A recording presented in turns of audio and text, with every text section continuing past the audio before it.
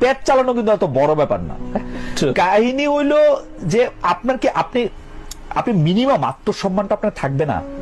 আপনি যেখানে মানতেছেন যে আপনি মিথ্যা কথা কইতেছেন, এটা আপনি পাবলিকলি আপনি এটা বলবেন। আমাদের দোষ তো বেশি, আমরাই তো বেশি বিক্রি হচ্ছি।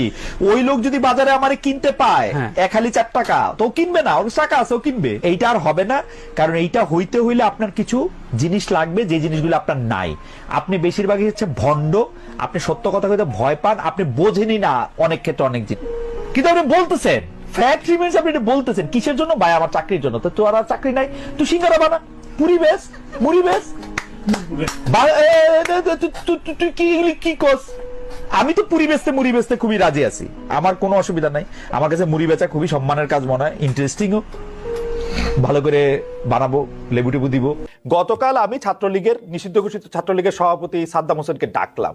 এই সরকারের লোকজনে মনে হইলো ও আইসা একটা তথ্য দিবে, ও আইসা একটা কথা বলবে, তারা পুরো পৃথিবী ঘুরে যাবে। 50টা জায়গা থেকে 50টা মামলা হবে।